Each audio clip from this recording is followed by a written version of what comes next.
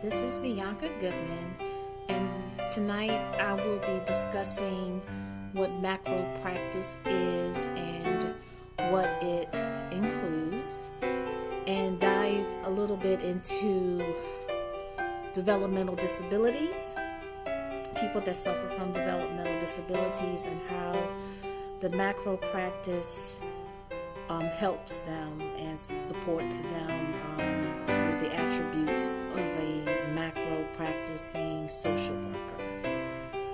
So let's begin. The definition of macro practice basically is working within organizations, community, and policy interventions. It's not necessarily working with individuals per se, but you're actually working with groups, large groups, small groups, dealing with more so with policy practices, rules, regulations type of scenarios. There are four basically tasks that identify with the macro practice, and that is the population, assess impacts, search professional knowledge, and develop strategies. All of these tasks have different meanings and different activities that go under the macro practice. The systems approach perspective to macro practice deals with problems, understanding the issue, population, knowledge of type of people you are working with, and arena, community, and or organizations along with community members. So with the macro practice, you're dealing with a variety of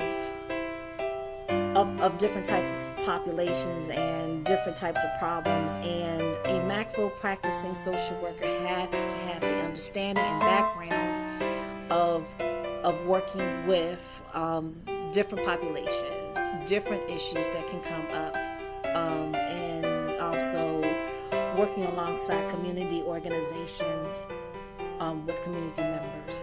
An example would be people with developmental disabilities, aka intellectual disabilities.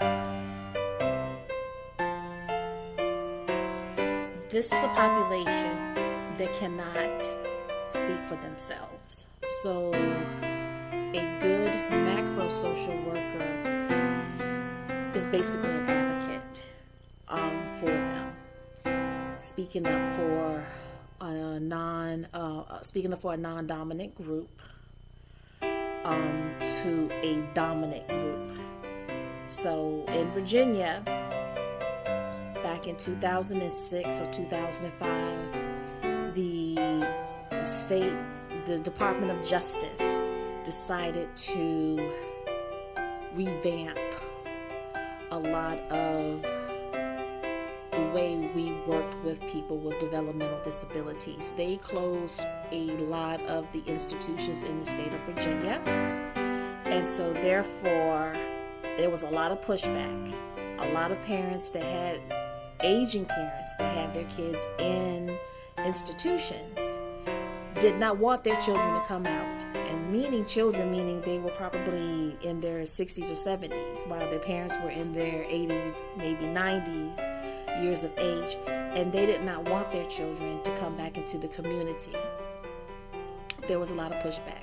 A social worker, a macro practicing social worker, would have to go in, advocate for that non-speaking or intellectually disabled adult, because they have rights too. So that's one aspect of a macro practicing social worker working in an organization such as the Community Services Board, behavioral health. When the institutions were opened, the one in Petersburg, I cannot think of it, but yes, social workers had to go there and advocate for the patient or for the families to have their rights to be taken out of those institutions. So, and again, working with people with intellectual disabilities, you had to work in partnership with other social workers too, from different counties and different locations. For the state of Virginia has come along. Group homes are supposed to be less institutionalized. They're supposed to be more person-centered, unlike the institutions that were closed down. So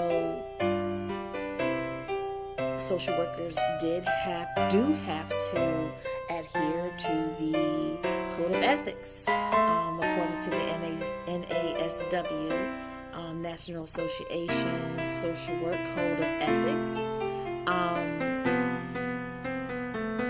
to make sure that violations of people's rights are not violated. So,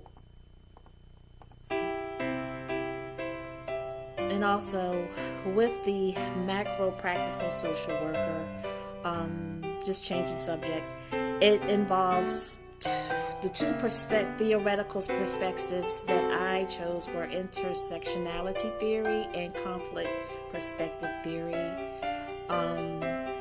Basically, the intersectional theory is unifying interactions of multiple categories such as race, gender, and class, including ageism, ethnicity, and physical ability.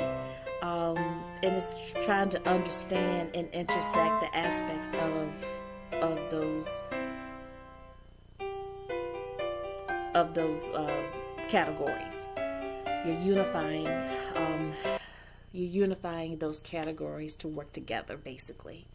The conflict perspective theory, it goes into basically conflict among groups. Dominant group always alienates the non-dominant group, and that's where the developmental disabilities comes in with that I explained before. So basically, this concludes my interpretation of back row practice in social work and what it is and what it kind of entails. Again, my name is Bianca Goodman, and I thank you for your time.